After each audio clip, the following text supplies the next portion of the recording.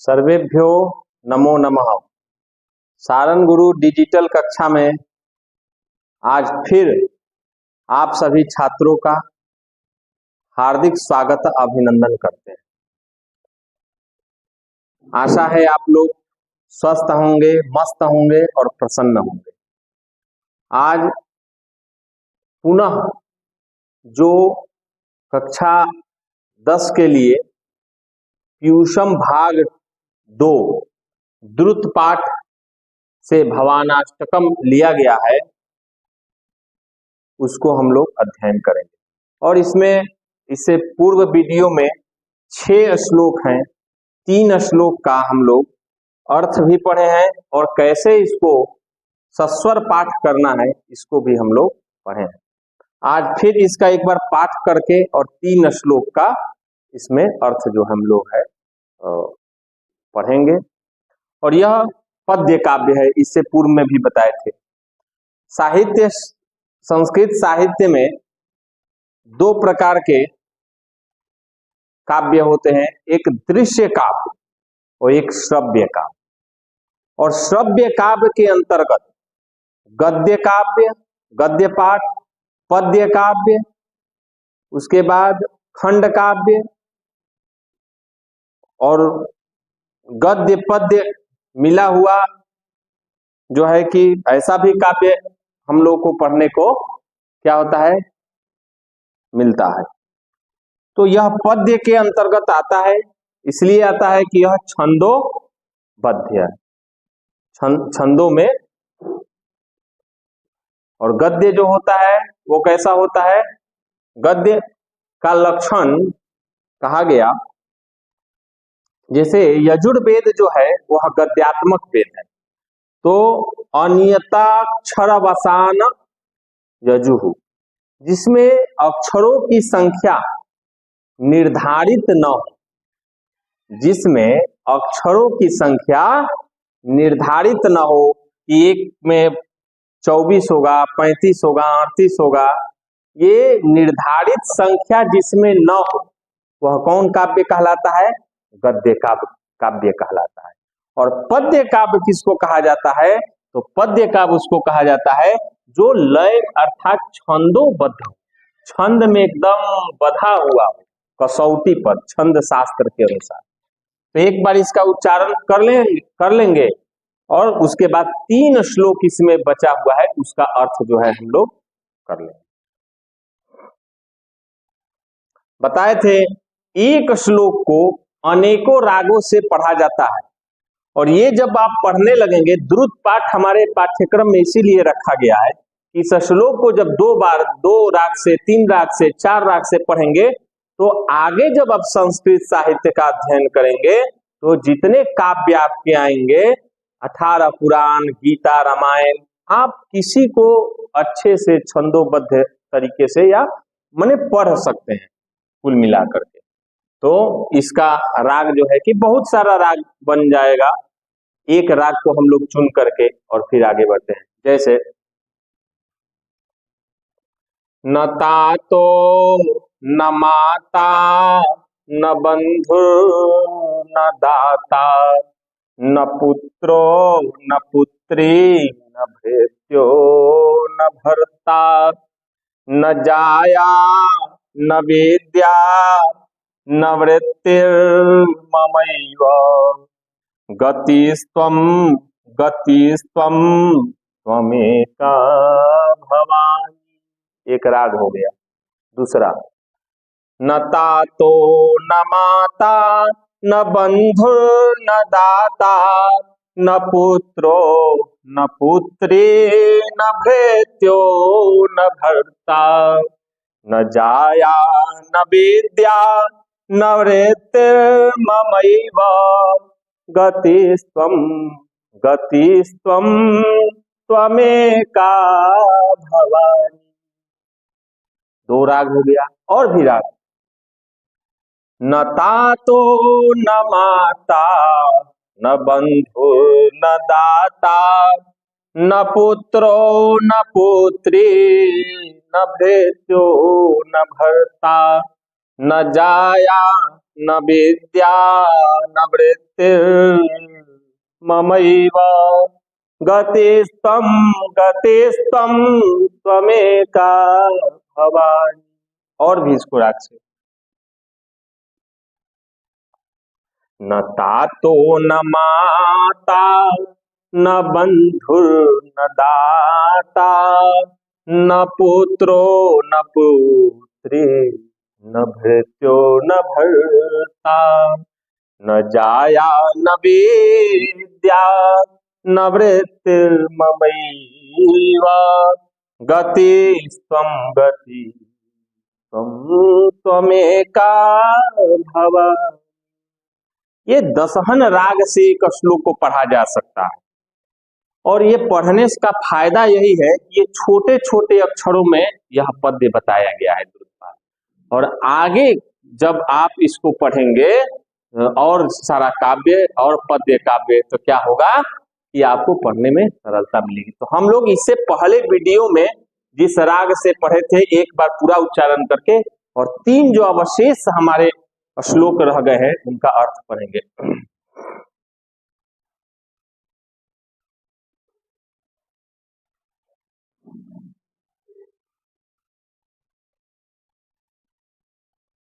तो अर्थ पहले हम लोग देख लेते हैं, फिर इसका उच्चारण करेंगे। हम लोग पढ़ चुके थे, भवाब्धावपारे महादुख भीरु पपात प्रकामी प्रलोभी प्रमत्तः कुसंसार पाश प्रबद्ध सदाहम गतिस्त्वम त्वमेका भवानि। अब 3 श्लोक जो अवशेष है इसका अर्थ हम लोग पढ़ लें, फिर इसका एक बार उच्चारण हम लोग करेंगे। न जानामि दानम न च ध्यान योगम, यह भगवती से कहता है। भगवती का मतलब ये नहीं है कि अपनी माँ है, कोई पराम्बा दुर्गा की रूप है वही। यह धरा जो है, पृथ्वी है, उनके लिए भी यह कह सकते हैं, ठीक है। तो अपनी माँ जिसको मानते हैं, है ना, और भवानी तो खैर है ही, जो पराम्बा है, दुर्गा है, उनके लिए यह समर्पित भाव है। और कैसा भाव है, तो परमात्मा के पास, अपने इष्ट के पास जब हम लोग जाते हैं तो क्या करते हैं, अपने आप को समर्पण भाव कैसे हम उनके पास अपनी भावना को व्यक्त करते हैं, प्रस्तुत करते हैं, उसी प्रकार से कितना मैं अधम हूं, कितना क्या हूं, ये सब दिखाते हुए वही इसमें व्यक्त किया गया है। तो 3 का अर्थ हम लोग पढ़ चुके हैं। चौथा है न जानामि पुण्यम न जानामि तीर्थम। इस संसार में पुण्य क्या है और पाप क्या है, इसका बड़ा लक्षण किया गया है। अष्टादश पुराणेषु व्यासस्य वचनम द्वयम परोपकाराय पुण्याय पापाय परिपीडनम। 18 पुराण जब व्यास जी लिखे तो उनसे कहा गया कि 18 पुराणों में क्या क्या है। तो व्यास जी अंत में निचोड़ लिखते हैं कि अष्टादश पुराणेषु, 18 पुराण में व्यासस्य वचनम द्वयम, व्यास का वचन कितना है, तो 2 प्रकार का वचन है। क्या क्या, तो परोपकाराय पुण्याय, अपने से दूसरे को कितना आप लाभ पहुंचा सकते हैं, कितने परोपकारी हैं, कितने आप हेल्पफुल हैं, यह पुराणों का सार है। अब पापाय परिपीडनम, इसका मतलब पाप क्या है, तो आपके चलते मन, कर्म, वाणी और किसी भी पंच ज्ञानेन्द्रिया, पंच कर्मेंद्रिया और मन से किसी भी व्यक्ति को अगर कष्ट पहुंचता है तो वह क्या है, सबसे बड़ा पाप है। तो न जानामि पुण्यम, तो हम लोग जो मनुष्य हैं, जो इस मृत्यु लोक में आए हैं, ये क्या है, हम लोग को न पाप पता है न पुण्य पता है। पाप तो कर ही रहे हैं, लेकिन पुण्य क्या है ये पता नहीं है।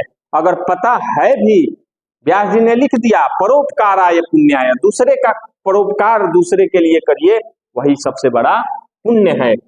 न जानामि पुण्यम, तो हम लोग तो कुछ नहीं जानते हैं, ना पुण्य जानते हैं, ना पाप तो जानबे करते हैं, ये जरूर जानते हैं कि ये गलत है, लेकिन फिर भी हम लोग पुण्य को नहीं जान पाते हैं। जानते भी हैं तो उसके मार्ग पर हम क्या है, अग्रसर नहीं हो पाते हैं। तो न जानामि पुण्यम न जानामि तीर्थम न जानामि मुक्तम लयम वा कदाचित्। न जानामि पुण्यम, मैं पुण्य नहीं जानता हूं, और न जानामि तीर्थम, मैं तीर्थ भी नहीं जानता हूं। तीर्थ आजकल बहुत तीर्थ हो रहा है, लेकिन उसका पुण्य नहीं मिल रहा है। उसका कारण क्या है? तीर्थ सार ततोगतः, तीर्थ का जो सार है वो खत्म हो गया है धीरे धीरे। कारण कि तीर्थों में इतने व्यसनी लोग निवास करने लग रहे हैं, जो पवित्र स्थान है कि नहीं, वहां इतने कुकृत्य होने लग गए हैं कि तीर्थ सार ततोगतः, तीर्थ का सार जो है कि क्या हो रहा है, निकल चला गया है। इसलिए न जानामि, हाँ तीर्थम, मैं तीर्थ भी नहीं जानता हूं, इतना मैं तीर्थ भी नहीं जानता हूं। न जानामि मुक्तम लयम वा कदाचित्, और न जानामि मुक्तम, ना मैं मुक्ति को जानता हूं। लयम वा कदाचित्, मैं किसी स्तुति और किसी संगीत को लय से भी गाना नहीं जानता, प्रस्तुत करना नहीं जानता हूं, जो आपको भगवती हम सुना सके। इतना मैं अपने आप को अधम समझता हूं। तो न जानामि भक्तम व्रतम वापि मातः, हे माता, न जानामि, मैं नहीं जानता हूं भक्तम, मैं भक्ति भी नहीं जानता हूं। अब व्रतम वा, व्रत, व्रतम वा, अब देखिए व्रतम, व्रत, व्रत भी मैं नहीं जानता हूं। क्या नहीं जानता हूं? व्रत, व्रत उपासना जो करते हैं, व्रत का तो असल में बताया गया है कि यह व्रत मने होता है संकल्प। संकल्प मूलः कामो वै यज्ञाः संकल्प संभवा व्रता नियम धर्माश्च सर्व संकल्प जास्मृता। व्रत कहा जाता है उपवास को। जो उपवास करते हैं या संकल्प करते हैं कि हम ये काम करेंगे, फिर जो है कि आज हम ये व्रत ले लिए कि आज ये काम करेंगे तभी हम अन्न जल ग्रहण करेंगे। तो वह व्रत जो है, वह संकल्प है, वो भी हम नहीं कर पा रहे हैं, वो भी मैं नहीं जानता हूं। वापि मातः, और हे माता, गतिस्तम गतिस्तम त्वमेका भवानी, तुम ही मेरी क्या हो?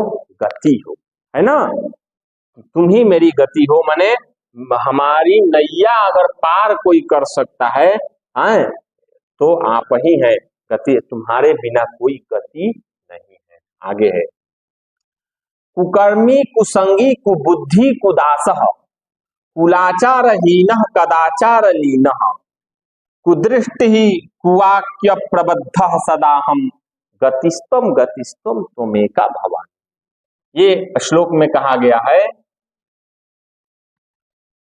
कुकर्मी, कर्म सब लोग करता है, कुत्सित कर्म कुकर्म, माने जो कर्म करने योग्य न हो,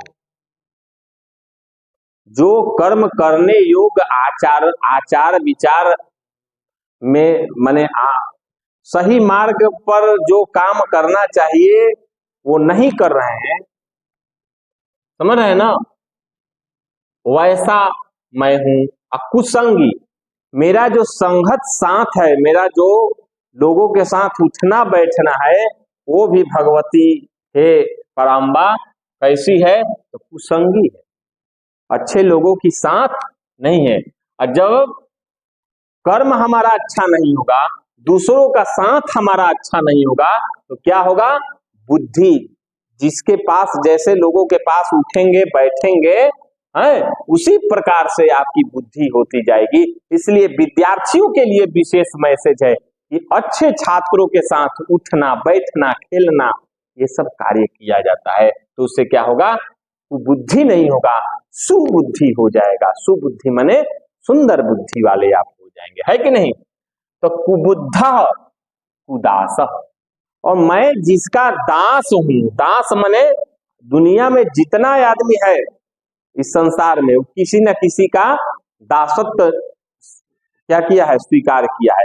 माने किसी ना किसी के अंडर में वो क्या कर रहा है, कुछ धनोपार्जन के लिए काम कर रहा है। तो जो कुदासह भी है हमारे, जिसके हम दास हैं, वो भी बहुत अच्छे दास नहीं है, क्योंकि वो भी कुसंगति में पड़े हुए हैं। तो कुलाचारहीन, कदाचारहीन। देखिए कुलाचारहीन का अर्थ यहाँ बहुत ऐसा भी किया जा सकता है कि कुल का खराब, तो एक प्रकार का गाली हो गया, तो ऐसा अर्थ नहीं है। कुलाचारहीन माने हमारे कुल की जो मर्यादा है और परंपरा है, जो सदियों से चली आई है, एक मर्यादा, एक संस्कार और एक कुल का एक आचरण जो चला आया है, कुलाचारहीन, उससे मैं क्या हूं कि हीन होते जा रहा हूं दिन पर दिन। कुलाचारहीन कदाचारहीन। और कदाचार माने क्या होता है, कदाचार माने गलत कार्य में संलग्न रहना, संलिप्त रहना। तो कदाचारहीन, और मैं गलत माने अच्छे कर्म को छोड़ करके और बुरे कर्म के तरफ कदाचार में हम प्रवृत्त हो रहे हैं। माने मैं कदाचारहीन, मैं कदाचार में लीन हूं। कुदृष्टि ही, मेरी दृष्टि जो है वो कैसी हो गई है कि अच्छी नहीं हो गई है दूसरे के प्रति, भाई के प्रति, स्वजनों के प्रति, अपने पड़ोसी के प्रति हमारी दृष्टि कैसी है, कुदृष्टि ही, दृष्टि नहीं हो गई है, सुदृष्टि नहीं हुई है, कुदृष्टि हो गए। कु लग गया है ना, कुत्सित दृष्टय, कुत्सित दृष्टि हो गया है। कुवाक्य प्रबद्ध, कुवाक्य प्रबंध, और जो हमारे दृष्टि भी खराब है, और दृष्टि जब खराब है तो कुवाक्य प्रबंध, वाक्य जो हमारे मुंह से निस्सरित हो रहा है, निकल रहा है, वो भी क्या हो गया है, वो कुत्सित हो गया है। हम धीरे धीरे क्या है, बिगड़ रहा है। सदा हम माने अहम माने मेरा, ये सब में अहम लगा देना है, मेरा माने वह कहना चाहता है कि मैं इस प्रकार का हूं, तो इस ऐसा मैं दीनहीन हूं, ठीक है, और क्या चाहता हूं, और क्या, और हमारी गति इस सब से छुटकारा, समझ रहे ना, अर्थात कि कुसंगति छूट जाए, कुबुद्धि जो है वो शुद्ध हो जाए, बुद्धि कुदास, जिसके दास है वो भी ठीक हो जाए, वो भी जो है कि गुणवान हो जाए, हम भी गुणवान और शीलवान हो जाए। कुलाचार अपने अपने जो है कुल की मर्यादाओं पर हम चलने लगे, है कि नहीं। धर्मस्य तत्वम निहितम गुहायाम, है ना, उसमें आया है एक वाक्य, महाजनो ये गते न गत सपन था। जो महान जन, हमारे पूर्वज जन जिस मार्ग पर चलते आए हैं, हे भगवती उस मार्ग पर भी हम चलने लगे, कदाचार में जो लिप्त थे उस संलिप्तता से हम दूर होते रहे। ये कैसे संभव है, तो इसके लिए तो गतिस्तम गतिस्तम, इसकी सारी गति जो है वो आपके हाथ में है। गतिस्तम गतिस्तम त्वमेका भवानी, हे भवानी, हे माँ अपरंबा, आप इसको शुद्ध करिए, परिमार्जित करिए, ठीक करिए। आगे चलिए। प्रजेशम रमेशम महेशः सुरेशः दिनेशः निशीथेश्वरः वा कदाचित्। मैं इस संसार में न प्रजेश को जानता हूं, न रमेश को जानता हूं, न महेश को जानता हूं, न सुरेश को जानता हूं, जो सुरों के ईश है अर्थात इंद्र। सुरेश माने महेश। अब देखिए व्याख्या, महेश, महाधनीश महेश है। महेश किसको कहा गया है, भगवान शंकर को। अब देखिए शंकर को महान, महादेव, महेश क्यों कहा गया है। शंकर जी के गले में सर्प है ना, और उनके जो लड़के हैं गणेश जी, उनका सवारी मूस है। एक दूसरे में तालमेल नहीं खाएगा। मोर जो है कार्तिकेय जी का सवारी है, और मोर जो है किसको खाता है, सर्प को खाता है ना। पार्वती कहाँ बैठी हैं? सिंह पर। और इन सिंह किसको खाता है? नंदी को, बैल को, उनका सवारी है। तो परिवार में ऐसी विडंबनाएं हो जो एक दूसरे को देखने से ही युद्ध छिड़ जाए, ऐसे परिवार को एक सुदृढ़ रूप से चला करके आगे लेकर के जाना, ये सबके बस का नहीं है, भगवान महेश का है। तो ये कहता है कवि, भगवती के लिए इतना समर्पित है कि प्रजेशम रमेशम, न रमेश को जानता हूं, रमस्य ईश रमेश, न महेश को जानता हूं, न सुरेश को जानता हूं, न दिनेश को जानता हूं, निशीथेश्वरम, न निशीथेश्वर को जानता हूं, वा कदाचित, कदाचित मने थोड़ा भी नहीं जानता हूं, न जानामि चान्यत, न च अन्यत, मैं और किसी अन्य को नहीं जानता हूं, लेकिन एक बात जानता हूं, क्या? सदाहम शरण्यम, सदा माने हमेशा, शरण्य, शरण्य माने आपके शरण में अगर आ जाएं हे भगवती तो क्या होगा? हमारी गति हो जाएगी, क्योंकि आप ही एक शरणागति के लायक हैं। कौन? माँ भगवती। तो गतिस्तम त्वमेका भवानी। तो इसका पाठ हम लोग एक बार फिर कर ले, उसके बाद क्लास को समापन की तरफ। न तातो न माता न बंधु न दाता न पुत्रो न पुत्री न भ्रेत्यो न भर्ता न जाया न वेद्या न वृत्तिर्ममैव गतिस्त्वं त्वमेका भवानी, गतिस्त्वं त्वमेका भवानी, भवाब्धा वपारे महादुःख भीरुः पपात प्रकामी प्रमोलोभे प्रमत्तः कुसंसार पाश प्रबद्धः सदा गतिस्त्वं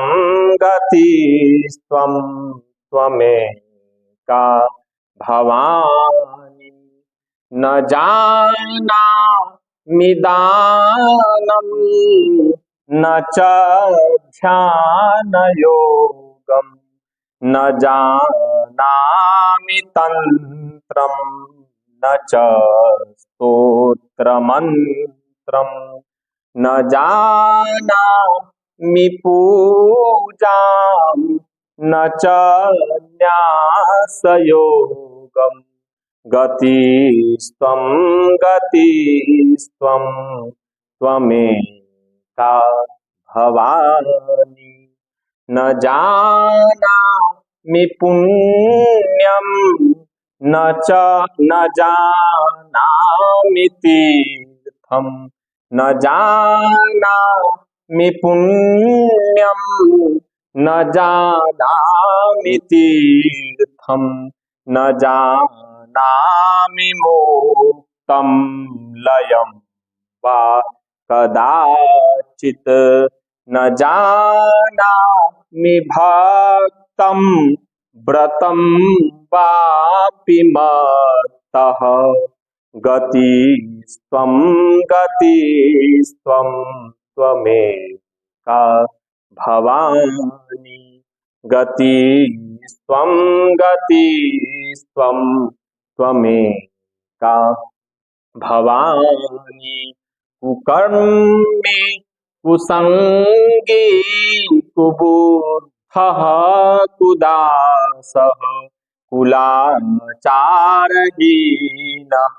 कदाचारलीनः कुदृष्टः कुवाक्य प्रबद्धः सदा गतिस्त्वं स्वं गतिस्त्वं त्वमेका भवानी गतिस्त्वं गतिस्त्वं त्वमेका भवानी प्रजेशं रमेशं महेशः सुरेशः दिनेशः निशीथेश्वरं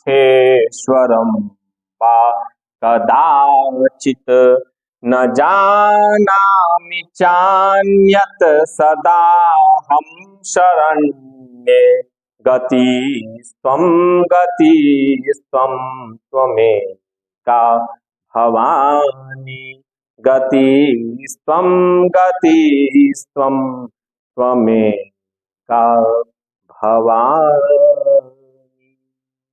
इस तरह से इसका पाठ करना है और 6 श्लोक का अर्थ 2 पार्ट में हम लोग पढ़ें और यह पाठ समाप्त हुआ और इसी शब्दों के साथ आज की यह कक्षा समाप्त होती है।